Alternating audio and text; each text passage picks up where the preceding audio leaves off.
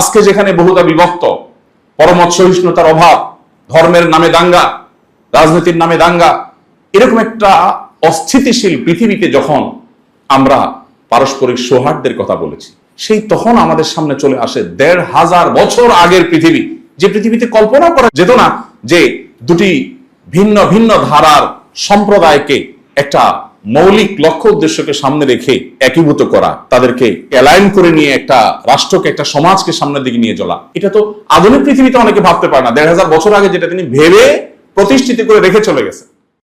আমাদের প্রিয় নবী সাল্লাল্লাহু আলাইহি সাল্লাম পৃথিবীর আলো দেখবার আগেই তার বাবাকে হারিয়েছেন। মাতৃগর্ভে থাকতেই তিনি ইয়েতিম হয়েছেন।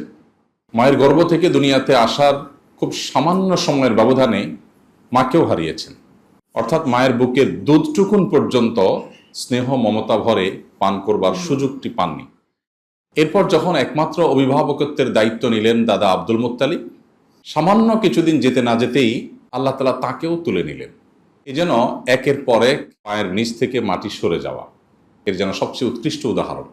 জীবনের সবচেয়ে কঠিন সময় যখন, যে বছরটি তার জীবনের সবচাইতে নির্মম নির্যাতনের শিকার তাকে হতে হয়েছে, এবং সবচাইতে দেয়ালে যে বছরটিতে পিঠ ঠেকে গেছে, তার বয়স যখন ৪০, তখন তিনি নবুয়তের দায়িত্ব বুঝে পাওয়ার পর যখন মক্কার মুশরিকরা যারা শিরকে নিমজ্জিত, যারা বিবস্ত্র হয়ে কাবাঘর তাওয়াফ করত, এটাই তাদের কালচার ছিল, তিনি তাদেরকে একত্ববাদের সৌন্দর্যে আহ্বান করলেন, তাদেরকে ওহীর সৌন্দর্য দ্বারা আলোকিত করতে চাইলেন।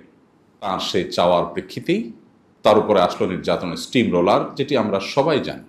ঠিক এরকম কঠিন সময়ে যখন তার দরকার প্রচণ্ড রকমের সাহস, শক্তি, তখন তার ভেতরের আপন স্ত্রী খাদিজা আর বাহিরের আপন একমাত্র অভিভাবক চাচা আবু তালেব একই বছর দুজনকে আল্লাহ নিয়ে গেলেন, যেটাকে ইতিহাসবিদরা সিরাত গ্রন্থগুলোতে আমাল হুজন বা নবীজির জীবনের বিপদের বছর বলে আখ্যায়িত করেছেন। তার পুরো জীবনটাই বিপদ সংকুল ছিল, কিন্তু সেই বছরটাতে যে বিপদ হয়েছে তার, সে বিপদটা এতটাই তার জন্য কঠিন ছিল, কষ্টসাধ্য ছিল, যে তিনি যেন চোখের সামনে আর কিছু দেখতে পাচ্ছিলেন না। নির্যাতনের নতুন মাত্রা শুরু হলো। যে মক্কার মানুষেরা তাকে আল আমিন উপাধিতে ভূষিত করলো, যে মক্কার মানুষেরা তাকে মাথায় নিয়ে নাচতে শুরু করলো, তার ব্যক্তিত্ব, তার পার্সোনালিটি, তার মহানুভবতা, সেই কৈশোর বয়সে যিনি হিলফুল ফুজুলের মতো সংগঠন, যেটি নির্যাতিত মানুষদের অধিকার আদায়ের জন্য প্রতিষ্ঠিত হয়েছিল কাবার প্রান্তরেই, সেটাই তিনি কিশোর বয়সে যখন সামিল হয়েছেন, যখন কাবাঘর পুনর্নির্মাণের উদ্যোগ নিয়েছিলেন দাদা আব্দুল মুত্তালিব, আর হাজর আসাদ পাথর কে স্থাপন করবে এটা নিয়ে কুরাইশদের মধ্যে প্রচন্ড বিবাদ দেখা দিল, কেউ কাউকে ছাড় দিতে রাজি ছিল না, তখন কিশোর মোহাম্মদ এসে এমন এক আইডিয়া দিলেন যে আইডিয়াতে সবাই খুশি হয়ে গেল এবং পুরো বিবাদ দমে গেল। এরকম শত সহস্র ঘটনার মধ্য দিয়ে পরিণত বয়সের মোহাম্মদ সাল্লাল্লাহু আলাইহি সাল্লাম তখন মক্কার মানুষের নয়নের মণি ইতোমধ্যে হয়ে গেছে। যে মানুষটার চোখে চোখ রেখে কথা বলবার মতো মানুষ মক্কায় ছিল না, চাচা আবু তালেবের মৃত্যুর পর তার মুখের উপর থুতু নিক্ষেপ করে দেওয়া হলো। তিনি যখন সেজদায় গেলেন, ওটের নাড়ি বুড়ি, যেটা আমরা সচরাচর আমাদের দেশে গরুর নাড়ি বুড়ি দেখে আমরা অভ্যস্ত, যেটা হয়তো 40 কেজি, 50 কেজি, 60 কেজি অথবা আরো কম বেশি আকার অনুপাতে, ওটের নাড়ি বুড়ি তার সাথে আরো অনেক বড়। এই বিশাল আকারের এত ভারী এই ময়লা আবর্জনার এই গাঁটটি নবী সাল্লাল্লাহু আলাইহি ওয়াসাল্লামের ঠিক মাথার উপর রেখে দেওয়া হলো সেজদা যাওয়ার পর। যখন তার নিঃশ্বাস বন্ধ হওয়ার উপক্রম, তার একজন কন্যা দেখে এসে কাঁদতে কাঁদতে এসে তাকে উদ্ধার করলেন। এভাবে হয়তো আমরা 10-20টি উদাহরণ টানতে পারবো যে তার জীবনে বাধা, অপমান, লাঞ্ছনা কি পরিমাণ এসেছিল। এরপর যখন একটা পর্যায়ে তার জীবনে আসলো অবরোধ, যেটিকে বলা হয় শিআবে আবি তালেবের 3 বছর। মক্কার মুশরিকরা যখন কোনো কিছুতে তাকে থামাতে পারলো না, তখন ঘোষণা দিল যে তিনি, তার অনুসারী এবং তাকে প্রশ্রয় দেওয়া কুরাইশের লোকদের সাথে সর্বাত্মক অবরোধ। সে অবরোধ আজকের পৃথিবীর যে অর্থনৈতিক অবরোধ হয়ে থাকে সে অবরোধের মতো না। আজকের পৃথিবী যে অবরোধ দেয়, অবরোধের ভিতরে মানুষের বাঁচার বহু রাস্তা আছে। হয়তো আধুনিক পৃথিবীর সাথে মানুষের কানেকশন রাখাটা কঠিন হয়, কিন্তু বেঁচে থাকার বহু উপায় থাকে। সে অবরোধ ছিল এতটাই নির্মম যে মক্কার কোনো মানুষ তাদের সাথে, যাদের সাথে অবরোধ করা তাদের কারোর সাথে কোনো কথা বলবে না, তারা ওখান থেকে বের হবে না, কারোর কাছে যাবে না, সেখানে কেউ যাবে না। এবং সেই পৃথিবীতে যখন মানুষ শতভাগ বাহিরের সহযোগিতার উপর, বাহির থেকে আনা খাদ্যশস্যের উপর নির্ভরশীল, সেই সময়ের মক্কায় যখন কারোর সাথে কেউ কথা বলে না, কারোর কাছে একটা দানা, একটি শস্য বিক্রি করে না, তখন কি অবস্থা হতে পারে সেটা বলার অপেক্ষা রাখে না। সাহাবায়ে কেরাম দিন দিন শুকিয়ে কঙ্কাহাল সার হয়ে যেতে লাগলেন। খাদ্য নেই, পানীয় নেই, কেউ কথাবার্তা বলে না, বাহিরে আসবার সুযোগ নেই, কেউ ভেতরে আসার সুযোগ নেই। তিনটি বছর গাছের ছাল, পশুর শুকিয়ে যাওয়া চামড়া, এসব বস্তু খেয়ে কোন রকম জীবন ধারণ তাদের করতে হয়েছে। এর পরের যে অধ্যায়টা, সেটা আরো করুন। তাকে একটা পর্যায়ে মক্কায় থাকার আর সুযোগ থেকে বঞ্চিত করে দেওয়া হলো, মক্কায় থাকবার পরিবেশ আর রাখা হলো না। শুধু তার প্রতি ঈমান এনেছেন সেই সুদূর ইথিওপিয়ার টিগ্রে এলাকার হাবসি ভিলেজ থেকে আসা বেলাল রাদিয়াল্লাহু তাআলা। এই অপরাধে তাকে উত্তপ্ত পাথরের উপর শুইয়ে বুকের উপর আরেকটা উত্তপ্ত পাথর রেখে তার চামড়া গলিয়ে ফেলা হলো। সেন্সলেস হয়ে যান, আবার তার হুঁশ ফিরে আসে, আবার নির্মম নির্যাতন শুরু হয়। এবং একই নির্যাতন শুরু হলো একের পর এক অন্যদের উপর। সুমাইয়া রাদিয়াল্লাহু তাআলা আনহা, ইসলামের ইতিহাসের প্রথম শহীদ, যাকে অত্যন্ত নির্মম ভাবে, অত্যন্ত পৈশাচিক উপায়ে তাকে হত্যা করা হলো। একের পর এক তার প্রতি ঈমান আনয়নকারীদের উপরে জুলুম শুরু হলো। নবী সাল্লাল্লাহু আলাইহি সাল্লাম চোখে মুখে যখন কিছু দেখছিলেন না, আল্লাহ তাআলা তাকে নির্দেশ করলেন হিজরতের।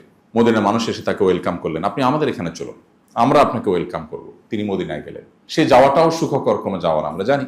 রাতের আধারে অনেক লুকোচুরি করে, অনেক কষ্ট করে তাকে মদিনায় পৌঁছতে হলো। তিনি যখন রাতে ঘুমোতেন, তখনকার সময়ের মানুষের যে বাতি বা আলো জ্বালাবার যে ব্যবস্থা ছিল, চাচা আবু তালেব নিজে ইসলাম গ্রহণ করেননি, কিন্তু ভাতিজাকে বড় মমতা স্নেহ দিয়ে বড় করেছেন, আমরা জানি। তো সেজন্য ভাতিজার জীবনের নিরাপত্তার খাতিরে তিনি জানেন মক্কার মুশরিকরা তাকে হত্যা করবার জন্য শত চেষ্টা করে যাচ্ছে। এই জন্য রাতের আধারে ঘরে যখন তিনি শুইতেন, বাতি জ্বালানো অবস্থায় ভাতিজাকে শোয়াতেন। একই কক্ষে নিজের ছেলে আলী রাদিয়াল্লাহু তাআলা আনহুকে শোয়াতেন। বাতি নেভাবার পর আধারে পূর্ব পরিকল্পনা অনুযায়ী মুহাম্মদ সাল্লাল্লাহু আলাইহি সাল্লামকে সরিয়ে আলী রাদিয়াল্লাহু তাআলা আনহু বিছানা নিয়ে আসতেন, আর আলীকে বলতেন তুমি সেখানে যাও। উদ্দেশ্য ছিল যদি কোনো কারণে খুন হয়, যেন আমার ছেলেটা খুন হয়, তিনি যেন বেঁচে যান। শত সহস্র বাধার পাহাড় ডিঙিয়ে মদিনায় আসলেন, এই বুঝে একটু শান্তিতে ঘুমোতে পারবেন অন্তত, কিন্তু না, সেটা তিনি পারেননি। মদিনায় গেলেন, শত চ্যালেঞ্জ তার সামনে এসে উপস্থিত হলো। অর্থনৈতিক চ্যালেঞ্জ, সোশ্যাল চ্যালেঞ্জ। মদিনার রাষ্ট্রে, মদিনার সমাজে শত শত হাজারো শরণার্থী মুহাজির যারা মক্কা থেকে এসেছেন, তাদেরকে মদিনা কিভাবে ধারণ করবে? আধুনিক পৃথিবীর ব্যবস্থাপনা তো ছিল না, না শরণার্থী শিবির করা যাচ্ছে, না তাদের অর্থনৈতিক কোনো বন্দোবস্ত আছে। যেখানে মদিনা মানুষরাই যে খেজুর হয় সেটা দিয়ে তারা কোন রকম খেয়ে পরে বেঁচে থাকে, সেখানে মক্কা থেকে আসা এতগুলো মানুষের কি বন্দোবস্ত হবে? আমরা যে সিরাত গ্রন্থগুলো অধ্যয়ন করি, আমরা দেখব যে বিশেষ করে আর রাহিকাল মখতুম, যেটা সফিউর রহমান বরপুরি লিখেছেন, সেখানে একটা পর্যায়ে তিনি লিখেছেন যে মদিনায় যাওয়ার পর নবী সাল্লাল্লাহু আলাইহি সাল্লামের যে হাদিসগুলো, সেগুলোকে অ্যানালাইসিস করলে দেখা যায় এখানে তিনি একটা ভ্রাতৃত্বপূর্ণ সমাজ গঠন করবার জন্য যত রকমের উপাদান আছে, যত রকমের আইডিওলজি আছে, যত রকমের তত্ত্ব আছে, যত রকমের উপদেশ বাণী আছে, তার সবগুলো তিনি এখানে ঠিক হিজরতের পরপর তিনি স্টাবলিশ করতে শুরু করলেন। তার উদ্দেশ্য, একে তো অর্থনৈতিক যে চ্যালেঞ্জ আছে সেটাকে মোকাবিলা করতে হবে তার, আরেকটা হলো মক্কার মানুষ যে কালচারে বেড়ে উঠেছেন, মদিনা অনেক দূর, সেখানকার কালচার অনেকখানি ভিন্ন, আবহাওয়া পর্যন্ত ভিন্ন। অতএব এখানকার মানুষের সাথে যেন ম্যাচিং এ কোনো অসুবিধা না হয়। এতগুলো ভিনদেশী মানুষ এখানে হঠাৎ এসে উঠেছে, যদি বোঝাপড়ার কোনো গরমিল হয়, তাহলে এখানে নিজেদের মধ্যে দাঙ্গা শুরু হয়ে যেতে পারে, ঝামেলা তৈরি হতে পারে, তখন আরেক বিপদ হবে। তিনি শুরুর দিকে প্রতিটি মুহূর্তে প্রতিটা সাহাবীকে উৎসাহ দিতে লাগলেন, আল মুসলিম ও আখুল মুসলিম, মুসলিম মুসলিমের ভাই হয়ে থাকবে। তার কাছে ভূখণ্ড ভিত্তিক পরিচয়, ভাষা ভিত্তিক পরিচয়, এগুলোর অনেক ঊর্ধ্বে থাকবে আল্লাহর সাথে, আল্লাহর প্রতি বিশ্বাসের যে মেলবন্ধন, যে সুতোয় উভয়ে আমরা গাথা আছি, সেই সূত্রে সবাই ঐক্যবদ্ধ থাকবা। তিনি সেটাকে অত্যন্ত সফলভাবে বাস্তবায়ন করলেন। অনেকগুলো পদক্ষেপ ছিল, আমরা সেদিকে যাচ্ছি না, শুধু এটুকু বলছি যে চ্যালেঞ্জ কি পরিমাণ ছিল। এই চ্যালেঞ্জ মোকাবেলা করার জন্য নবী সাল্লাল্লাহু আলাইহি সাল্লাম মদিনার আনসার সাহাবীরা যারা ওয়েলকাম করেছেন, তাদের সাথে শরণার্থী হয়ে আসা, মুহাজির হয়ে আসা সাহাবীদের সাথে তিনি মুআখাত প্রতিষ্ঠা করেছেন। মানব ইতিহাসে এরকম আরেকটি নজির পাওয়া যায় না। এখনো পর্যন্ত পৃথিবীতে মুআখাতের এই চিত্রটি অন্য কেউ বাস্তবায়ন করেছেন এমনটি পাওয়া যায় না। মুআখাত কি? মুআখাত হলো ভ্রাতৃত্বের বন্ধন স্থাপন। আমরা যখন একই মায়ের সন্তান হিসেবে, একই বাবার সন্তান হিসেবে ভাই ভাই হই, সেটা তো ভাই বোন, আমরা ভাই ভাই হই, কিন্তু এখানে কেউ কারোর একই মায়ের একই সন্তানের সন্তান হওয়া তো দূরের কথা, একই এলাকারই মানুষ নয়। মক্কা থেকে আসা মানুষ প্রত্যেকটা মানুষকে একজন মক্কা থেকে আসা মানুষকে মদিনাতে থাকা আনসারী সাহাবীদের সাথে নবী সাল্লাল্লাহু আলাইহি ওয়াসাল্লাম একজনের সাথে একজনের ভ্রাতৃত্ব বন্ধন করে দিলেন, যে আপনি আপনার ভাই, আপনি আপনার ভাই, উনি ওনার ভাই, এভাবে ভ্রাতৃত্ব বন্ধনে আবদ্ধ করে দিলেন, যাতে করে সামাজিক যে বিশৃঙ্খলার শঙ্কা ছিল সেটা সমূলে শেষ হয়ে যায় এবং সবাই যাতে সবাইকে আপন করে নেয়। এবং মদিনার সাহাবীরাও তারা যে স্যাক্রিফাইস করেছেন সেদিকে আর আমি যাচ্ছি না, বলার অপেক্ষা রাখে না। যার ব্যবসা ছিল অনেক, তিনি তার ওই যাকে ভাই নবীজি বানিয়ে দিয়েছেন সে ভাইয়ের জন্য একটা পার্ট তিনি দিয়ে দিলেন, যেটা আপনার আর এটা আমার, দুই ভাই মিলে আমরা দেখভাল করি। এই যে বিশাল বড় একটা জনগোষ্ঠী আসার পর একটা এলাকাতে অর্থনৈতিক সংকট তৈরি হবে, মুহূর্তের ভিতরে সেটা দূর হলো। এটা একদিকে আনসার সাহাবীদের স্যাক্রিফাইস করালেন, আবার মুহাজিরদেরকে নির্দেশ করলেন, খবরদার কারোর কাছে হাত পাতা নয়, বাজারে চলে যাও, সামান্য ধার নাও, আনসারী সাহাবীদের কাছ থেকে ধার নিয়ে বাজারে গিয়ে তোমরা কেনাবেচা করো। তিনি নিজে বাজারে গিয়ে কেনাবেচা করতেন, কিছু স্বর্ণ মুদ্রা রৌপ্য মুদ্রা দিয়ে কিছু মাল কিনতেন, কিনে সেগুলো আবার খুচরা বিক্রি করতেন ইনস্ট্যান্ট। দিনে দিনে কেনাবেচা শেষ, দিনে দিনে ব্যবসার হিসাব নিকাশ শেষ। এভাবে তিনি নিজেও ব্যবসা করেছেন, মুহাজিরদেরকে ব্যবসা করতে উদ্বুদ্ধ করেছেন। খুব বেশি দিন লাগেনি, ক্রাইসিসে পড়ার কথা, এতগুলো বাহির থেকে আসা মানুষের চাপ, সেই মদিনা সবচেয়ে পাওয়ারফুল অঞ্চলে পরিণত হয়ে গেল। অর্থনৈতিকভাবে এতটা সমৃদ্ধ হলো যে আশেপাশের সবার দৃষ্টি তখন মদিনার দিকে পড়তে লাগলো। একের পর এক বিভিন্ন গোত্র প্রধানরা তাদের প্রতিনিধি পাঠাতে লাগলো যে মোহাম্মদের সাথে যে আলাপ করো, তার সাথে চুক্তি করো, বোঝাপড়া করো, কারণ সম্ভাবনাময় একটি রাষ্ট্র হিসেবে মদিনা তখন মাথা উঁচু করে দাঁড়ালো। মুহাম্মদ সাল্লাল্লাহু আলাইহি সাল্লামের সামনে ছিল সামাজিক যে কেওয়াজ সৃষ্টি হওয়ার শঙ্কা, সেটি দূর করবার জন্য তিনি চমৎকার অনেকগুলো উদ্যোগ নিলেন। সবকিছুর আগে যেটি তিনি করলেন সেটি হলো অঞ্চল ভিত্তিক যে পরিচয় বা জাতীয়তাবাদ বা ভাষা কেন্দ্রিক যে জাতীয়তাবাদ, এটা যাতে কোনোভাবে তাদের মধ্যকার কোনো প্রকার ঝামেলা, বিবাদ, বিতণ্ডার দিকে নিয়ে না যায়। একবার একজন মদিনায় থাকা সাহাবী অর্থাৎ আনসার আর মক্কা থেকে আসা মুহাজির সাহাবী দুজনের মধ্যে সামান্য বাদানুবাদ হলো পানি নেওয়াকে কেন্দ্র করে। বাদানুবাদের পর মদিনার সাহাবী যিনি আনসারী, তিনি সম্ভবত মক্কা থেকে আসা সাহাবী দ্বারা কিছুটা আঘাতপ্রাপ্ত হলেন, একটু আঘাত পেলেন, তিনি হয়তো ধাক্কা দিয়েছেন বা কিছু একটা। এটা হওয়ার পর আনসারী সাহাবী চিৎকার করে বললেন, হে আমার আনসারী ভাইয়েরা, কে কোথায় আছে আসো, আমাকে অমুক আমার গায়ে হাত তুলেছে। নবী করিম সাল্লাল্লাহু আলাইহি ওয়াসাল্লাম এই আওয়াজ যখন তার কানে আসলো, তিনি সাথে সাথে বজ্র কণ্ঠে বললেন, মালি, কি হলো আমার, আমি তোমাদের মুখ থেকে এই শুনতে পাচ্ছি, আমি এটা তোমাদের কাছ থেকে আশা করিনি। দাউহা মালি আরাকুম দাওয়াল জাহিলি, আমি দেখছি তোমরা জাহিলি যুগে মানুষ যেভাবে ডাকতো তোমরা সেভাবে গোত্রে গোত্রে দাঙ্গা লাগাবার জন্য তোমরা ডাকছো, একের অপরাধের কারণে তোমরা গোটা সমাজকে দাঙ্গা লাগিয়ে দেওয়ার ডাক তোমরা দিচ্ছ। দাউহা ফাইন্নাহা মুমতিনা, এটা তো জাহিলি যুগের ডাক, তোমরা তো ইসলামে এসেছো, তোমরা এটাকে ছুঁড়ে ফেলে দাও, এটা দুর্গন্ধযুক্ত। এই তোমাদের অঞ্চল ভিত্তিক যে তোমাদের সম্প্রীতি সৌহার্দ্য, এটা তো থাকতেই হবে, কিন্তু এটা একটা পর্যায়ে যখন তোমাদের ব্যক্তির অপরাধের কারণে একটা জাতিকে তুমি দাঙ্গা লাগিয়ে দেওয়ার ডাক দিবে, সেটা কোনোভাবে গ্রহণযোগ্য নয়। কঠোর হস্তে তিনি সেটাকে দমন করলেন। আজকের পৃথিবী বর্ণবাদের বিরুদ্ধে অনেক কথা বলে, যে দেশগুলো আমাদেরকে মানবাধিকারের সবক সকাল বিকাল শেখায়, সেখানে কৃষ্ণাঙ্গকে পায়ের নিচে পিষে মেরে ফেলা হয়, গোটা পৃথিবী চেয়ে চেয়ে দেখে। এরকম অজস্র ঘটনা ঘটে। মুহাম্মদ সাল্লাল্লাহু আলাইহি সাল্লাম সেই কোথায় আফ্রিকার, ইথিওপিয়ার, টিগ্রে অঞ্চলের, হাবসি ভিলেজের কৃতদাস একটা মানুষ একটা সমাজে অগ্রহণযোগ্য হওয়ার জন্য যতগুলো উপাদান আছে সবগুলো ছিল যার মধ্যে।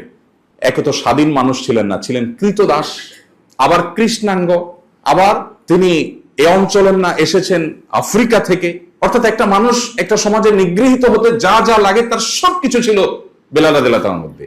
সেই তাকে তিনি নিয়োগ দিলেন মুয়াজ্জিন হিসেবে। আমাদের সমাজে মুয়াজ্জিন মানে খুবই সাধারণ একটা পেশা, কিন্তু মুহাম্মদ সাল্লাল্লাহু আলাইহি সাল্লামের মদিনা রাষ্ট্রে যিনি রাষ্ট্রপ্রধান, তার পরের পদটাই হলো মুয়াজ্জিনের পদ, মাঝে আর কোনো পদ নেই।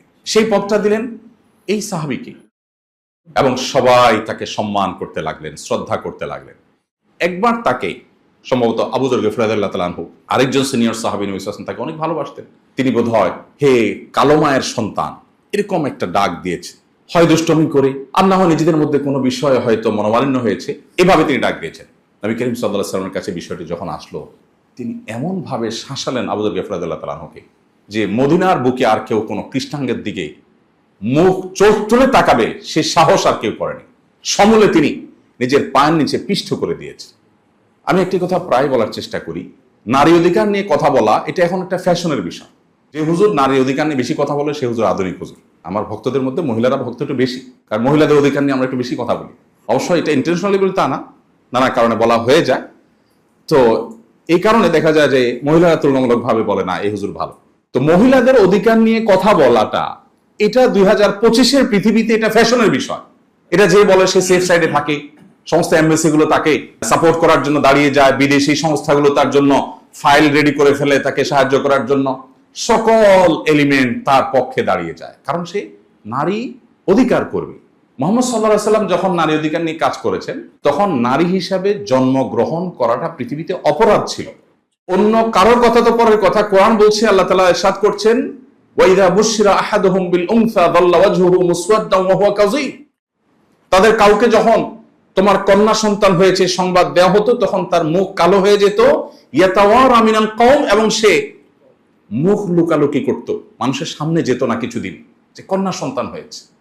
আল্লাহ তাআলা কোরআনে কারীমে বলেছেন, ওয়াইদাল মাউউদাতু সুইলাত বিআইয়ি যামবিন কুতিলাত। স্মরণ করো সেই দিনের কথা যেদিন মক্কার সে পাষণ্ড মানুষেরা নিজের কন্যা সন্তানকে ভুলিয়ে ভালিয়ে আদর করার কথা বলে মরুভূমিতে নিয়ে আগে থেকে পুঁতে রাখা, আগে থেকে গর্ত করে রাখা গর্তে তাকে ফেলে দিয়ে জীবন্ত মেয়েকে চাপা দিয়ে দিতে, সে কন্যা দাঁড়িয়ে জিজ্ঞেস করবে আল্লাহর দরবারে, কোন অপরাধ আমাকে হত্যা করেছিলে বাবা, আজ তোমার বিচার হবে, তুমি জবাব দাও।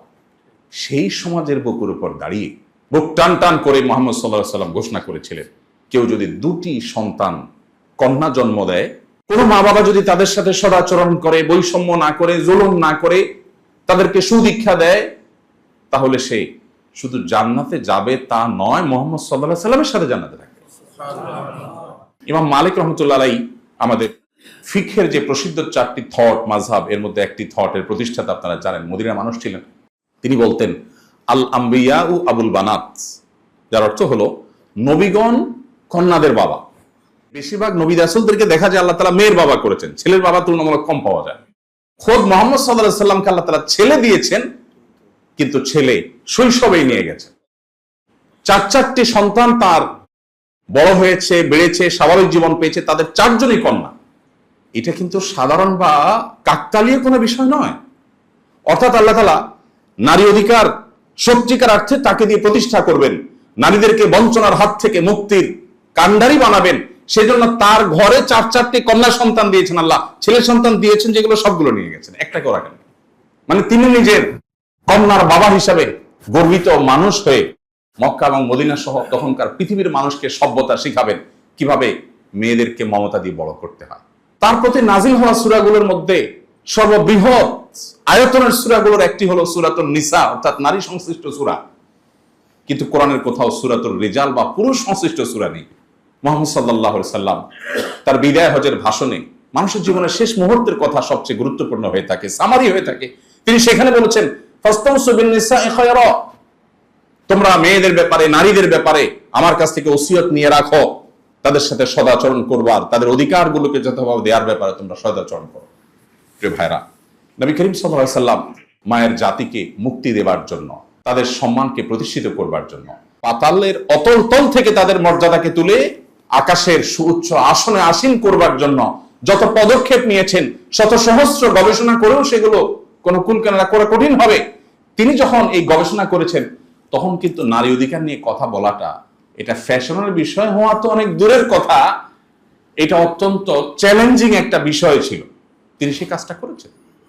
এভাবে যদি আমরা একটা একটা ইস্যু নেই তাহলে হয়তো অনেক দূর আমরা যেতে পারবো। ওইটা আমি ওদিকে যেতে চাচ্ছি না, আমি মূল জায়গায় যেখানে ছিলাম সেখানে ফিরে আসছি। আমি বলছিলাম যে নবী সাল্লাল্লাহু আলাইহি ওয়াসাল্লাম যখন মদিনায় আসছেন তখন তিনি একটু আরামে ঘুমাবেন, মক্কাতে তাকে একটি রাতের জন্য আরামে ঘুমটা পর্যন্ত যেতে দেওয়া হয় নাই।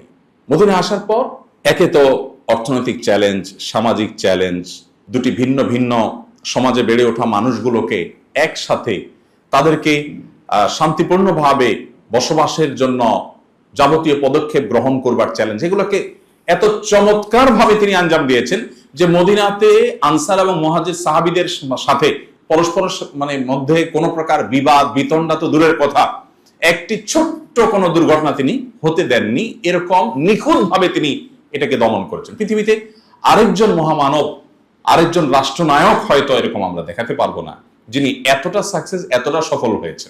এরপর মদিনায় থাকা ইহুদিদের সাথে কিভাবে ডিল করবে, এটা ছিল একটা বড় চ্যালেঞ্জিং বিষয়। ইহুদিদের হঠকারিতা, তাদের ষড়যন্ত্র সম্পর্কে এর আগের শত শত হাজারো বছর ধরে বিভিন্ন নবী রাসূলরা সাফার করেছেন। আল্লাহ বারবার সতর্ক করেছেন।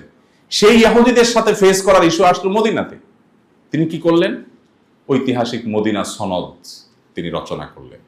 মানব ইতিহাসের সর্বপ্রথম দ্বিপাক্ষিক কোন লিখিত চুক্তি, এবং আজও আধুনিক পৃথিবী তার চলে যাওয়ার ১৫০০ বছর পরও মদিনা সনদকে নিয়ে আলোচনা করে, এটাকে প্রাসঙ্গিক মনে করে এবং এটাকে রোল মডেল মনে করতে বাধ্য।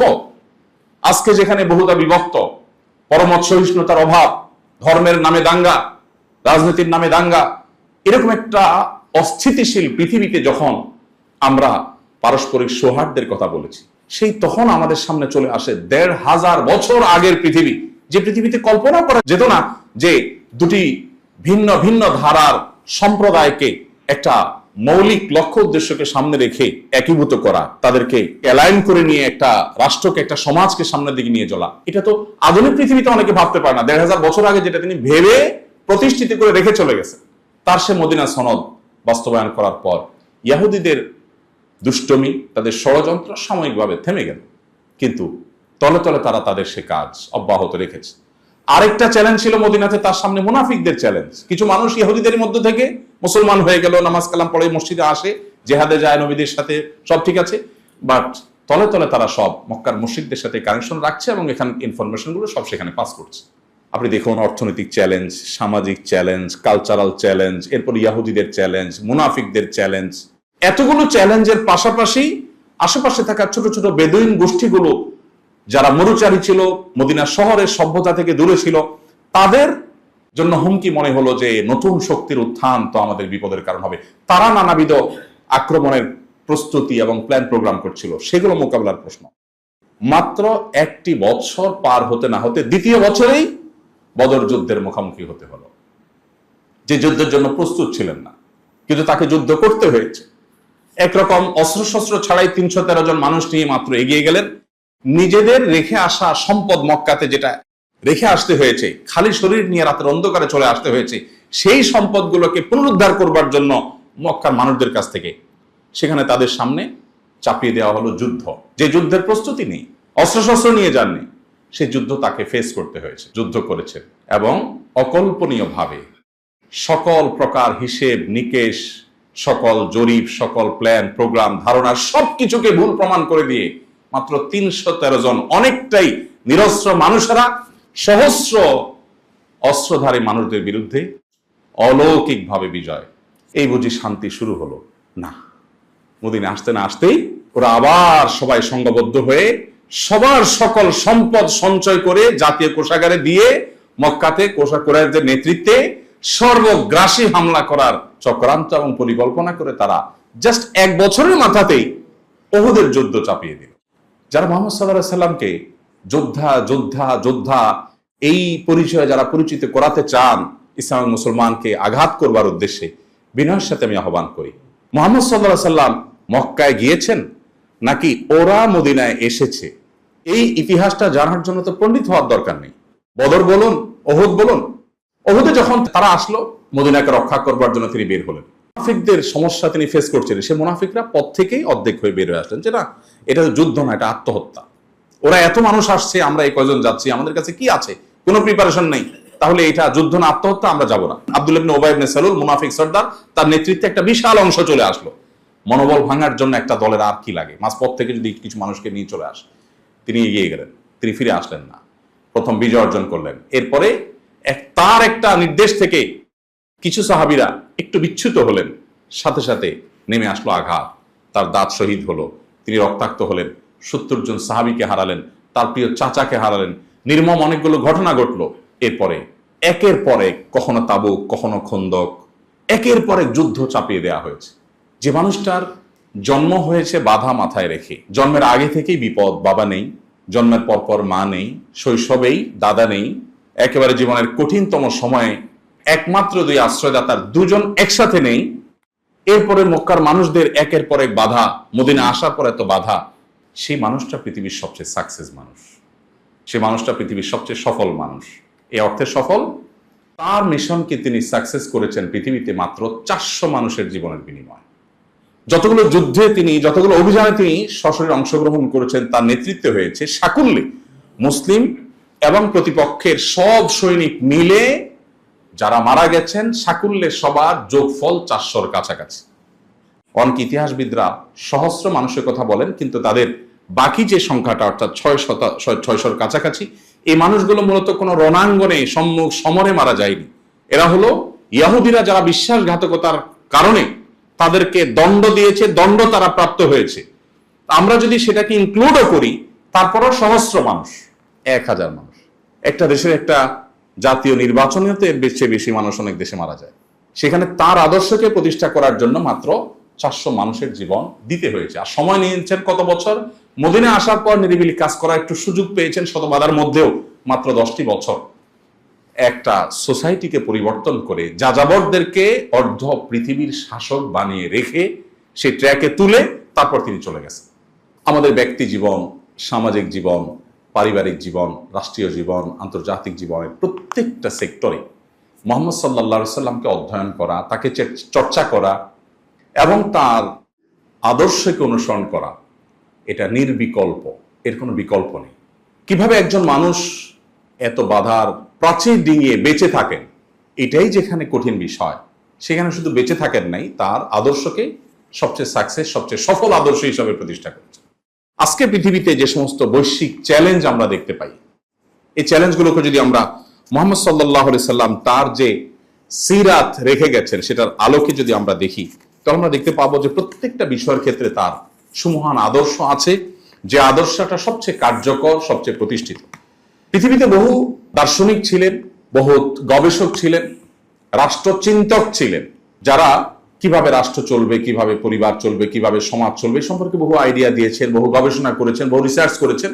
মুহাম্মদ সাল্লাল্লাহু আলাইহি সাল্লাম সেই মানুষ যিনি তার প্রতিটি আদর্শকে শুধু মুখে বলেই ক্ষান্ত হননি, সেটা তিনি বাস্তবে প্রয়োগ করে, তার উদাহরণ সৃষ্টি করে তারপর তিনি দিয়েছেন।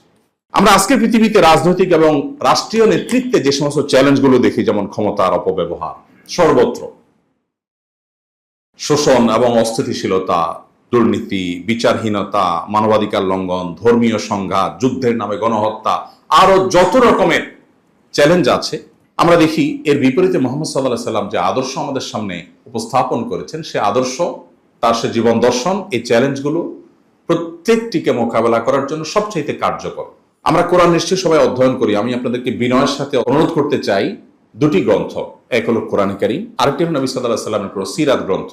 একজন মুসলিম হিসেবে আপনি একবার হলেও জীবনের শুরু থেকে শেষ পর্যন্ত পড়বেন। আমার এই ক্ষুদ্র অভিজ্ঞতার আলোকে অনেক নিউ মুসলিম আমার হাতে ইসলাম গ্রহণ করেছে, দেশে, দেশের বাইরে। গত দুদিন আগেও হংকংয়ে এক নিউ মুসলিমের সাথে কথা বলছিলাম।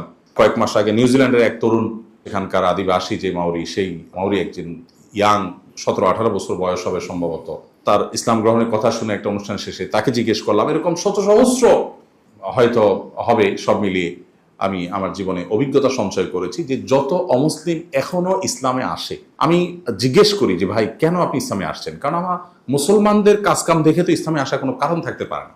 আমাদের যে অবস্থা, তাতে তো আমি এটা এক্সপেক্ট করতে পারি না যে আপনি আমাদেরকে দেখে ইসলামে অভিভূত হয়ে গেছেন। তাহলে কি দেখে আসলেন? আমি জিজ্ঞেস করি। তো অবশ্য অনেকে বলে মুসলমানদের অমুক জিনিসটা ভালো লাগে, অমুক জিনিসটা ভালো লাগে, ইত্যাদি ইত্যাদি। উল্লেখযোগ্য সংখ্যক মানুষের বক্তব্য হলো যে তিনি কখনো কোরআন পড়েছেন অথবা তিনি কখনো সিরাত পড়েছেন। জাপানের টোকিওতে এক বাংলাদেশি ব্যবসায়ী আমাকে বললেন যে ভাই, আমি আমার একটা কফি শপের দোকান ছিল ওনার, বলেন যে সেখানে একটা কোরআনের কপি, ইংলিশ ট্রান্সলেট, এটা আমি জাস্ট ওই ক্যাশ কাউন্টারের সাথে আমি রেখে দিয়েছি। এটা আমার পার্ট অফ কৌশল ছিল, আমি এটা দাওয়ার জন্য রেখেছি, ইসলাম প্রচারের জন্য রেখেছি, ওকে রেখে দিই। তো যখন সিরিয়ালে থাকে, অপেক্ষা করে, জাপানিজরা ওরা বই পড়তে অভ্যস্ত, অনেক বেশি বই পড়া পছন্দ করে। তো উল্টায় দেখে যে এত সুন্দর বাইন্ডিংস এর বই তো সচরাচর হয় না। কোরআনের ইংলিশ কপি, যেটা কিং ফাহাদ প্রিন্টিং প্রেস থেকে ছাপা, অনেক সুন্দর, অনেক শক্ত বাইন্ডিংস এর। তো এটা দেখেই কৌতূহল হয়ে তারা উল্টায় দেখে, বলো যে এটা কি জিনিস, রাইটারের নাম নাই, এটা কেমন বই? তো রাইটারের নাম জানার জন্য যখন কৌতূহলী হয়, তো উনি বলেন যে আমি তখন বলি এর রাইটার হলো তোমার ক্রিয়েটর, তোমার ক্রিয়েটরই এর রাইটার। তো তারা তো বেশিরভাগ মানুষই আসলে এথিক্স, নামকে অস্তে বৌদ্ধের সাথে কোনো ধর্ম বিশ্বাস করে না। বলে আমার ক্রিয়েটর আবার রাইটার, মানে বই আছে, আর সেই বই আবার এত সুন্দর বাইন্ডিং, জানতাম না, আমি এটা নিতে পারি কিনা জিজ্ঞেস করতো। তুমি বলতে হ্যাঁ ডেফিনেটলি, তার নিচে কার্টুন ভর্তি আছে, তো নিয়ে যায়। উনি বলেন যে এইভাবে, আমার এক্সাক্ট ফিগারটা মনে, উনি বলেন যে প্রচুর পরিমাণে মানুষ পরবর্তীতে ব্যাক করেছে বা আমাকে নক করেছে এবং তারা ইসলামের ছায়া তুলে এসেছে এবং ইসলাম তাদের অনেক সুন্দর এবং চমৎকার হয়েছে। প্রিয় ভাইরা, আমি এই জন্য প্রসঙ্গত আপনাদের কাছে আপনাদের ছোট ভাই হিসাবে আকুল আবেদন রেখে যেতে চাই, জীবনে একটি বারের জন্য হলেও কোরআনে কারিমের শুরু থেকে শেষ পর্যন্ত অর্থ সহকারে বুঝে আপনি একটা বার একটু পড়বেন। আপনাকে আমি 100 বার কোরআন খতম দেওয়ার চাইতে একবার কোরআনের শুরু থেকে শেষ পর্যন্ত অর্থ সহকারে আপনার জন্য বাংলা ইংরেজি যেটা আপনার জন্য ভালো হয় আপনি সেটা একবার একটু শুরু থেকে শেষ পর্যন্ত পড়ুন। আমি আপনাকে দায়িত্ব নিয়ে বলতে পারি, আল্লাহর উপর ভরসা করে আমি বলতে পারি, আপনি ফিল করবেন আপনি ঈমানের অন্য একটা জগতে আপনি অবস্থান করছেন।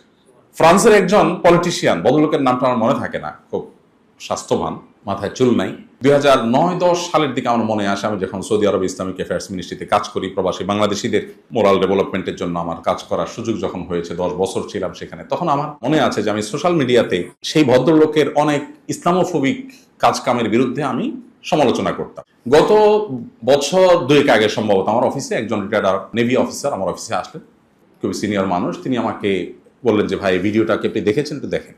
দেখি যে এক ভদ্রলোক ইংলিশে লেকচার দিচ্ছেন, তাকে দেখলাম আরে এই তো সেই লোক যার বিরুদ্ধে আমি বহু লিখেছি। দেখি তিনি পাক্কা মুসলমান এবং তিনি বক্তব্য দিচ্ছেন যে আমি মুসলিমদের বলতে চাই তারা যেন জীবনে একবার হলেও প্রফেটের জীবনটা পড়ে। ইসলাম এবং মুসলিমদের সমালোচনা করবার উদ্দেশ্যে যখন প্রফেটের জীবন পড়া শুরু করলাম তখন আমি হেদায়েতের আলো পেয়েছি। আমি তো অবাক হয়ে গেলাম, যেন আকাশ থেকে পড়লাম যে এই লোকটার বহু ইসলামোফোবিক লেখা আমি পড়েছি, তার বক্তব্য, এগুলোর প্রতিবাদ আমি করেছি, আর আজকে দেখছি এই লোকটা ইসলাম গ্রহণ করেছে, উল্টা আমাদেরকে দাওয়াত দিচ্ছে তারা আমরা যেন প্রফেট মুহাম্মদ সাল্লাল্লাহু আলাইহি ওয়াসাল্লামের জীবনী পড়ি। আমি এরকম বহু হিস্ট্রির কথা প্রত্যক্ষ আমি জানি যে সিরাত মানুষের জীবনকে কিভাবে বদলে দিয়েছে। আপনারা দেখবেন সেই শুরু থেকে আজও, সে ওমর রাদিয়াল্লাহু আনহু ইসলাম গ্রহণের ঘটনা থেকে যদি শুরু করেন, যে ওমর এসেছেন নবী সাল্লাল্লাহু আলাইহি ওয়াসাল্লামকে হত্যা করবার জন্য, কোরআন তেলাওয়াত শুনেছেন, ঈমান নিয়ে চলে গেছেন। বহু লোক নবী সাল্লাল্লাহু আলাইহি ওয়াসাল্লামের শত্রু হয়ে এসেছেন, তার অনুগত হয়ে ফিরে গেছেন। দুর্ভাগ্য আমাদের, আমরা মুহাম্মদ সাল্লাল্লাহু আলাইহি ওয়াসাল্লামকে একটি বারের জন্য তার জীবনটাকে শুরু থেকে শেষ পর্যন্ত আমরা পড়বার সুযোগ বেশিরভাগ মানুষের হয়নি। আমাদের কেরিয়ারকে ডেভেলপ করবার জন্য, ভালো একটা জায়গা নেওয়ার জন্য কত বই আমরা পড়েছি, কত সহস্র পাতা আমরা পড়ে শেষ করেছি, কিন্তু একটি সিরাত গ্রন্থ আমাদের পড়ার সুযোগ হয়নি। আমি এই জন্য প্রসঙ্গত আপনাদের কাছে উদাত্ত আহ্বান রাখতে চাই যে একবার অন্তত পুরো কোরআনটা এবং একবার সিরাত গ্রন্থটা আপনারা পড়ে দেখবেন, ইনশাআল্লাহ বিইذনিল্লাহ। আমি বিশ্বাস করি যে একজন ইমানদার হিসাবে আপনার ইমানটাকে আপনি এনজয় করবেন। আমাদের অনেকের কাছে ইসলামটা এটা জাস্ট একটা বোঝার মতো, করতে হয় তাই করি, কিন্তু ইসলামটাকে ভেতর থেকে আমরা ধারণ করে এটা স্বাদ আস্বাদন করে আমরা আসলে খুব কম মানুষই এটাকে অনুসরণ করি বা ফলো করি। মুহাম্মদ সাল্লাল্লাহু আলাইহি ওয়াসাল্লাম বলতেন, বেলাল রাদিয়াল্লাহু আনহুকে ডেকে, তার মুয়াজ্জিনকে ডেকে বলতেন, আরিহনা বিহা ইয়া বেলাল, বেলাল একটু আজান হাঁকো তো, একটু নামাজের আয়োজন করো তো, আমাকে একটু প্রশান্ত করো। যুদ্ধ, সংঘাত, ষড়যন্ত্র এগুলো মোকাবেলা করতে করতে করতে যখন ক্লান্ত পরিশ্রান্ত হয়ে যেতেন, বলতেন একটু নামাজের আয়োজন করো, আমি একটু শান্তি পেতে চাই নামাজের মাধ্যমে। আর আমাদের কাছে নামাজটা বোঝা, আমাদের কাছে নামাজটা কষ্টের। তার কারণ হলো ইসলামটাকে আমরা আসলে ভেতর থেকে ধারণ করার সুযোগ পাইনি। আমরা মুসলিম বাই চান্স। তো আপনি যদি একবার কোরআনটা শুরু থেকে শেষ পর্যন্ত পড়েন এবং একটি সিরাত গ্রন্থ আপনার জীবনে পড়েন, আমি আশা করছি আপনি মুসলিম বাই চয়েস হওয়ার সুযোগ পাবেন। আল্লাহ আমাদেরকে তৌফিক দান করুন। কোরআনের প্রসঙ্গটা যেখান থেকে আসছে আমি সেখানে আবার ফিরে যাচ্ছি। মুহাম্মদ সাল্লাল্লাহু আলাইহি সাল্লামের প্রতি যে কোরআন নাজিল হয়েছে, আমাদের একটা ছোট্ট বই আছে যেটা আমরা তারাবির নামাজে, আমাদের দেশের সব মসজিদগুলোতে একটা নিয়মেই তারাবি হয় অলমোস্ট, খতম তারাবি বিশেষ করে প্রথম কয়েকদিন 1.5 পারা করে, এরপরে 1 পারা করে 27তম রাতে শেষ হয়। এই পদ্ধতি অলমোস্ট সারা বাংলাদেশে। অন্য কোনো বিষয় আমরা ধর্মীয় অন্য কোনো ইস্যুতে ঐক্যবদ্ধ না থাকতে পারলেও তারাবির ইস্যুতে আলহামদুলিল্লাহ আমরা ঐক্যবদ্ধ। আলহামদুলিল্লাহ, এটা একটা পজিটিভ সাইড। তো এই তারাবির নামাজে আমরা প্রতিদিন যে পরিমাণ তেলাওয়াত শুনি, ওই তেলাওয়াতে আমরা শুনে মুগ্ধ হই হাফেজদের সুললিত কণ্ঠে। ডেফিনেটলি এটা ভালো এবং সুন্নাহ, বাট তার সাথে আমার মনে হলো যে আমরা সারা বছর কোরআনকে সময় দিতে পারি না। অন্তত আজকের তারাবিতে যে পারাটা তেলাওয়াত হলো তার সামারি কি, সেখানে কতগুলো আদেশ, কতগুলো নিষেধ, কতগুলো এক্সাম্পল, কতগুলো ইতিহাস আল্লাহ উল্লেখ করেছেন, সেগুলোকে 3-4 পাতার মধ্যে নিয়ে আসা। তো এটার জন্য আমরা ছোট একটা পুস্তিকা লিখেছি। ওই পুস্তিকা নিয়ে কাজ করতে গিয়ে আমি আদেশ নিষেধগুলো পুরো কোরআনের বারবার করে আমাকে বের করতে হয়েছে এবং লিখতে হয়েছে, সামারি করতে হয়েছে। সেটা করতে গিয়ে আমি দেখেছি কোরআনের সবচেয়ে বেশি যে নির্দেশগুলো আছে এর মধ্যে অন্যতম হলো ন্যায় বিচার এবং ইনসাফ করা। শুধু আদল শব্দটা কোরআনে কতবার এসেছে, সৌদি আরবের স্কলার ডক্টর মোহাম্মদ আল আরিফি তিনি 27 বার আদল শব্দের ব্যবহার এর দাবি করেছেন। আদল শব্দটা বিভিন্ন ভাবে ব্যবহৃত হয়েছে এই মূল ধাতু থেকে 27 বার। অনেকে বলেছেন 29 বার, আমি সর্বনিম্ন ফিগার পেয়েছি 19 বার।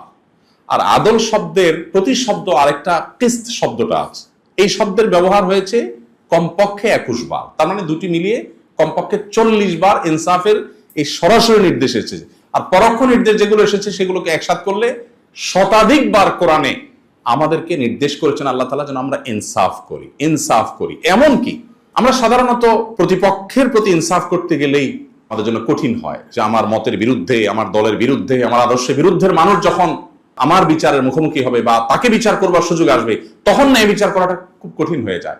আল্লাহ তাআলা সে সম্পর্কে আলোকপাত করেছেন, ওয়ালা ইয়াজরিমান্নাকুম শানআনু কওমিন আলা আল্লাহ তা'দিলু ই'দিলু হুয়া আকরাবু লিত-তাকওয়া। কারণ সাথে তোমার শত্রুতা থাকতে পারে, সেজন্য তুমি ইনসাফ থেকে বিচ্যুত হতে পারো না। তো কোরআনে ইনসাফ নিয়ে এত আলোকপাত করা হয়েছে।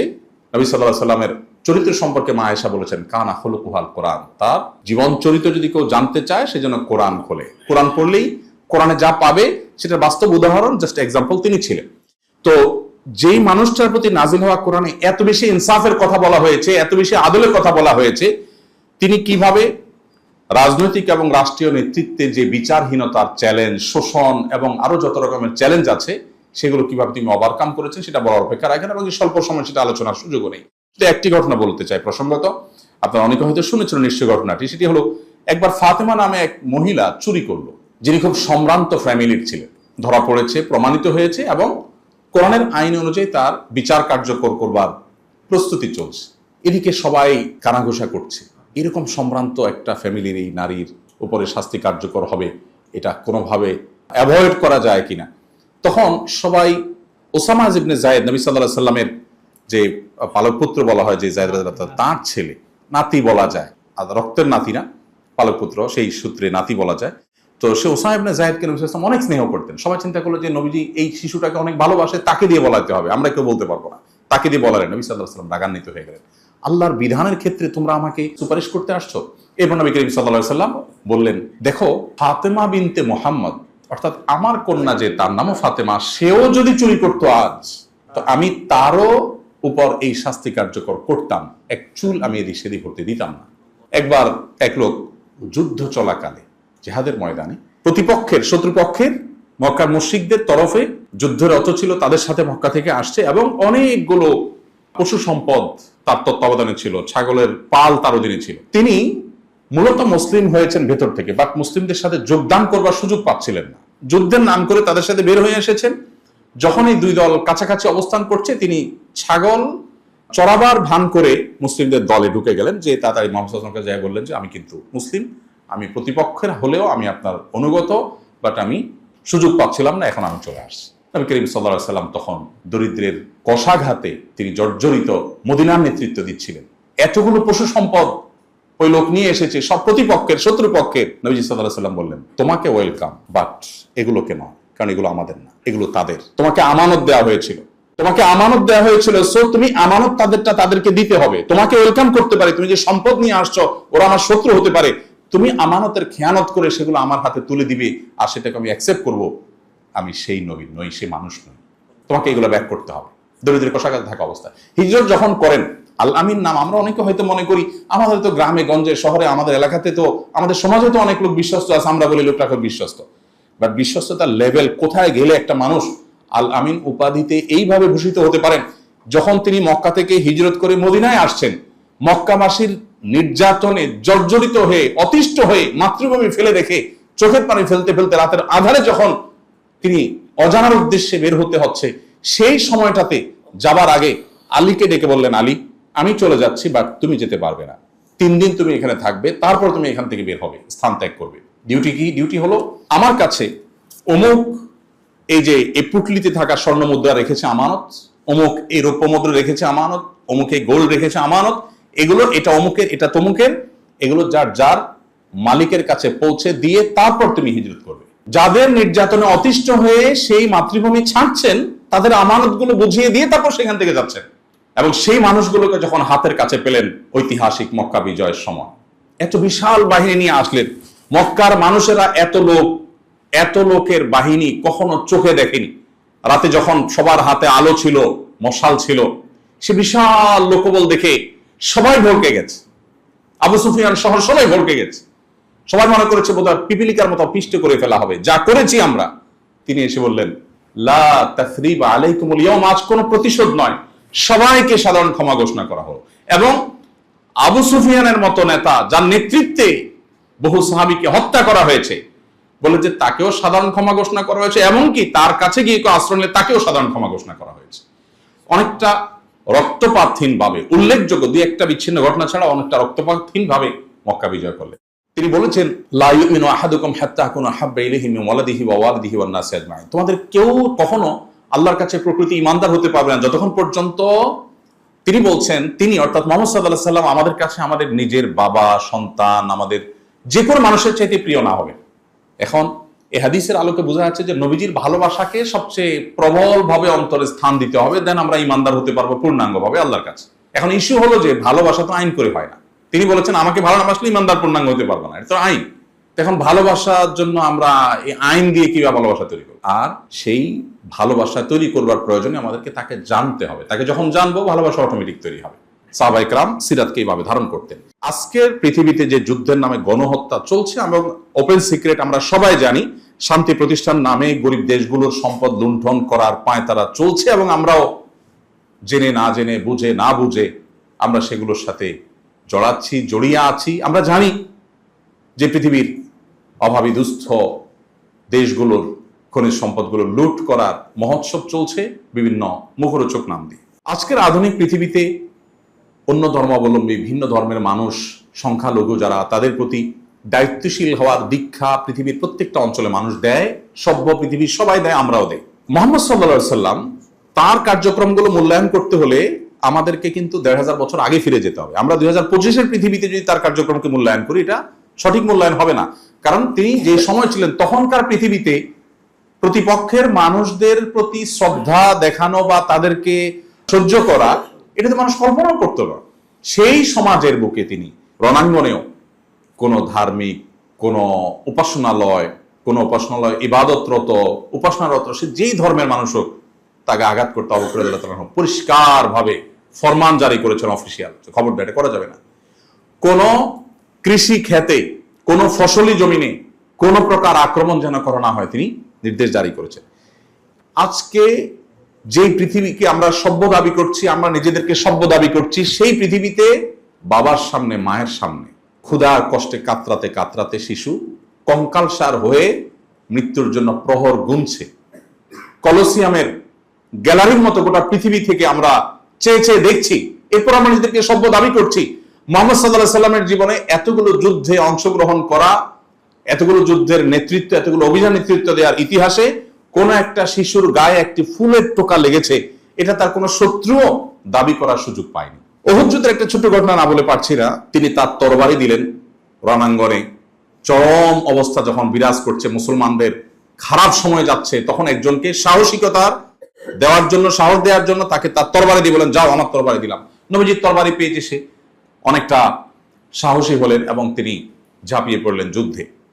হঠাৎ করে তার চোখে পড়লো দূরে কোথাও কেউ একজন কাউকে ধরাশয়ী করে ফেলেছে। তিনি দৌড়ে সেখানে গেলেন, যে দেখতে পেলেন যাকে ধরাশয়ী করা হয়েছে তিনি তারই দলের সৈনিক, তারই সহযোদ্ধা, আর ধরাশয়ী যিনি করছেন তিনি লাশের সাথে কোন একটা নির্মমতা করছেন, বিকৃতি করছেন।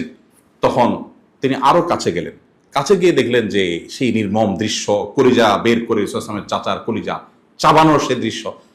তিনি কাছে গেলেন, যে দেখলেন যে এই যে দৃশ্য যিনি করছেন একজন নারী। তিনি তরবারি বের করলেন, তাকে আঘাত করবেন, উদ্যত হলেন। কিছু দূর যে আঘাত করার আগ মুহূর্তে তিনি আবার থমকে গেলেন এবং তরবারি আবার খাপে ঢুকিয়ে তিনি পেছনে চলে আসলেন। পরবর্তী তিনি বলছিলেন যে এরকম নির্মম দৃশ্য সহযোদ্ধার প্রতি দেখার পর পৃথিবীতে কোনো মানুষের ঠিক থাকার কথা নয়। আমারও সে অবস্থা হয়েছে এবং আমি তাকে শেষ করতাম। যখনই আমার মনে হলো আমার হাতে যে তরবারি এটা যার, তিনি কোনোদিন কোনো নারীর গায়ে টোকা দেন। এই নারী যত মন্দ কাজ করুক, অন্য কেউ তাকে শাস্তি দেখ, বাট তার তরবারি দিয়ে আমি তাকে আঘাত করতে পারি না। আজকে আমরা নারী অধিকারের কথা বলি। ১৫০০ বছর আগের পৃথিবীতে নারী হিসেবে জন্ম নেওয়াটা যখন অপরাধ ছিল, তখন নারীকে মুক্তি দিয়ে কোথায় নিয়ে গেছেন, কোথা থেকে মুহাম্মদ সাল্লাল্লাহু আলাইহি ওয়াসাল্লাম, সেটি আমরা বেশিরভাগ মানুষই কিন্তু ইগনোর করি বা আমাদের আলোচনা সেটা উঠে আসে না। বৈশ্বিক সংকটগুলোর মধ্যে থেকে আজ আমরা যেটা বলছিলাম, বর্ণবাদ সহ আরো যত রকমের সমস্যা আছে, ধর্মের নামে সংঘাত, রাজনীতির নামে সংঘাত, নবী করিম সাল্লাল্লাহু আলাইহি ওয়াসাল্লামের ঐতিহাসিক বিদায় হজের ভাষণে তিনি বলেছিলেন, আলা লা ফাদলা লি আরাবিয়্যিন আলা আজমি ওয়ালা লি আজমিয়্যিন আলা আরবি। জেনে রাখবে, কোন আরবের উপরে কোন নন আরবের শ্রেষ্ঠত্ব নেই। আমি 10টি বছর সৌদি আরবে কাজের সুবাদে আমাকে থাকতে হয়েছে। আমি খুব কাছে থেকে দেখেছি। আপনারা অনেকে মিডল ইস্টের কালচার সম্পর্কে আমার চাইতে অনেক ভালো জানেন নিশ্চয়ই।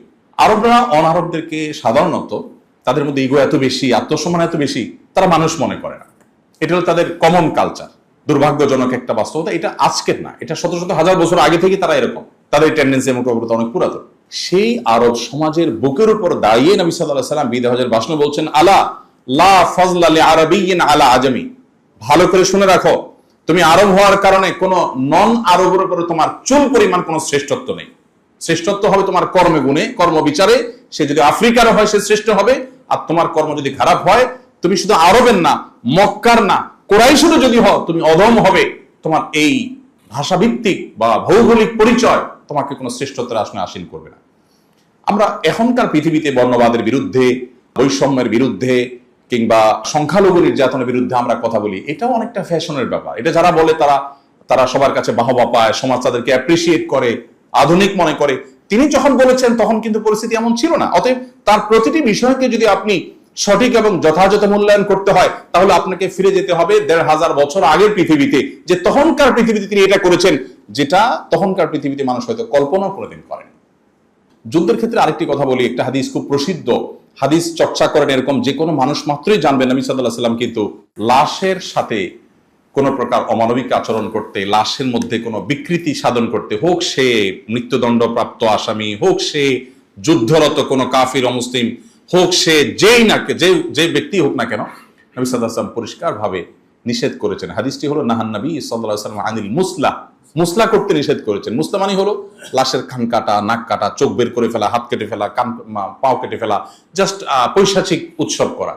নবী সাল্লাল্লাহু আলাইহি ওয়াসাল্লাম কঠোরভাবে নিষেধ করেছেন, কোন একটি মানুষের লাশের সাথে যেন এই নির্মমতা করা না হয়। আপনি আবু জাহাল, আবু লাহাব, এত জঘন্য জঘন্য শত্রুরা এত কষ্ট দিয়েছে, একজনের সাথে এরকম কোন নির্মমতা নবী সাল্লাল্লাহু আলাইহি ওয়াসাল্লাম হতে দিয়েছে আপনি দেখাতে পারবেন না। খুব কিন্তু সাহাবীদের বুক ভরা ছিল, কিন্তু কাউকে তিনি করতে দেননি। আজকের পৃথিবীতে মানুষ মানবিক, মানবাধিকার এই বিষয়গুলোতে মানুষ সচেতনতার কথা বলে, কিন্তু সেই সময়ে এটা একমাত্র আল্লাহর নবী ছাড়া কারোর দ্বারা সম্ভবপর ছিল না। 2025-এর পৃথিবীতে এসেও সেজন্য তার জীবন চরিত্র, তার সিরাত এতটা প্রাসঙ্গিক। দেখুন, এখন আমরা ঢাকায় ফুটপাতে হাঁটতে পারি না, চলতে পারি না। ফুটপাত দখল হয়ে গেছে, দোকানদাররা দখল করে ফেলেছে, বাইকাররা দখল করে ফেলেছে, আমরা নানাভাবে দখল করে ফেলেছি, চাঁদাবাজের আসর করেছি। এখন আমাদের কাছে ফুটপাত দখল মুক্ত করবার গুরুত্ব পরিষ্কার। বাট আপনি চিন্তা করুন, 1400 বছর আগের মক্কাতে যখন মানুষই ছিল কয়েকশো, এত বিশাল মক্কা, বিস্তীর্ণ এলাকা, সেখানে রাস্তায় কোনো যানজট তৈরি হতে পারে, এই যানজট তৈরি হওয়ার কোনো চিন্তাও কোনোদিন মানুষ কল্পনা করে। মানুষই নেই, যানজট হবে কোথেকে? যে যান আছে সে যানজট হওয়ার যান নয়, আধুনিক যান নেই। সেই সময়ে তিনি বলেছেন, ইয়াকুম ওয়াল জুলুস আলাত তারিক। সুবহানাল্লাহ। একটা হাদিস মনে হয় এতটা শাশ্বত, এতটা জীবন্ত এবং এতটা প্রাসঙ্গিক যে আমরা ঢাকা শহরের মানুষ যে সমস্যা ফেস করছি, মনে হচ্ছে এই সমস্যার জন্য তিনি আজকে বলেছেন। তিনি বলেছেন, ইয়াকুম ওয়াল জুলুস আলাত তারিক, খবরদার কেউ পথ দখল করবে না, মানুষের চলাচলের রাস্তা দখল করবে না। ইন্টারেস্টিং বিষয়, তখন তো এটা ছিলই না, কিন্তু তিনি বলে গেছেন। তো সিরাতের আলোচনার শেষে এসে আমি কথা বলার উদ্দেশ্য হলো, নবী করিম সাল্লাল্লাহু আলাইহি সাল্লামের সিরাতের গল্প বললাম আর আমরা সেটা নিয়ে গর্ব করলাম তার উম্মত হিসাবে। এটা আমাদের ডিউটি না। আমাদের ডিউটি হলো সেগুলোর অ্যাপ্লিকেশন, সেগুলোর বাস্তবায়ন। সেটা আপনাদের হাতে অনেক কিছু সুযোগ আছে, আপনারা আল্লাহর কাছে জবাবদিহি করতে হবে। আমি আপনাদের ছোট ভাই হিসাবে আমি সেই হাদিসটি আপনাদের স্মরণ করে দিতে চাই। নবীজি বলেছেন, আল্লাহ কুল্লুকুম রাআন ওয়া কুল্লুকুম মাসউলুন আন রাইয়াতিহি। তোমরা সবাই দায়িত্বশীল এবং সবাইকে যার যার দায়িত্ব সম্পর্কে জিজ্ঞাসা করা হবে। আমার ক্ষমতা যতটুকু, ততটুকুর মধ্যে আমি আল্লাহর দ্বীনের জন্য, জাতির জন্য কল্যাণকর কিছু কতটা করেছি, আমার বিবেক যেটাকে সঠিক বলছে এটার জন্য আমি কি করেছি, কতটা করেছি, তার জন্য আল্লাহর কাছে আমাদের জবাব দিতে আছে। নবী সাল্লাল্লাহু আলাইহি ওয়াসাল্লামের সিরাতকে বাস্তবায়ন করবার এই উদ্যোগে শামিল হওয়ার সুযোগ আমাদের আছে। আমরা প্রত্যেকে যার যার জায়গা থেকে সেই কাজটা করতে পারি। আমি একজন সাধারণ ইমাম, আমি আমার জায়গা থেকে যদি আলহামদুলিল্লাহ এই কাজগুলো আসুন্নাহ ফাউন্ডেশনের মাধ্যমে আঞ্জাম দিয়ে থাকতে পারি, তাহলে আপনাদের আল্লাহ যাদেরকে অনেক বড় রেখেছেন, অনেক ভালো ভালো জায়গা রেখেছেন, আপনাদের অনেক কিছু করবার আছে। আমি আশা করব সেই কাজটি আপনারা করবেন। তো দোয়া করি আল্লাহ তালা আমাদেরকে সেই সংকট থেকে উদ্ধার করুন, ভালো একটা জায়গা আমরা যেন যেতে পারি। আল্লাহ তালা আপনাদের হাত দিয়ে, আপনারা যারা আছেন প্রত্যেকের হাত দিয়ে আল্লাহ তালা যেন এমন কিছু কাজ করার তৌফিক দান করেন যেটা আসলে যুগ যুগ ধরে, শতাব্দীকে শতাব্দী ধরে এই মাটির মানুষ স্মরণ করবে। আমরা পিছিয়ে আছি পৃথিবীর অনেক দেশ থেকে, আল্লাহ যেন আমাদেরকে এগিয়ে নিয়ে যান, আমাদের মাথাকে উঁচু করেন। আপনারা যারা কাজ করছেন, রাত দিন পরিশ্রম করছেন, আল্লাহ আপনাদেরকে সেভ করুন, হেফাজতে রাখুন, ইমান আমলকে আল্লাহ তালা হেফাজতে রাখুন। আমার এই এত দীর্ঘ সময়ের কথা যদি কোনো ভুল হয়ে থাকে আপনারা ক্ষমা করবেন। ভুল কিছু বললে সেটি অবশ্যই আমার দায়, শয়তানের দায়। ভালো কিছু বললে সেটি অবশ্যই আল্লাহ তালার রহম এবং অনুগ্রহ। আল্লাহ তালা আমাদের সবাইকে এখানে যেরকম আমরা সমবেত হলাম জান্নাতুল ফিরদাউসে একইভাবে আমাদেরকে আল্লাহ তালা সমবেত হওয়ার তৌফিক দান করুন। আসুন্নাহ ফাউন্ডেশন, উম্মার স্বার্থে সুন্নাহর সাথে।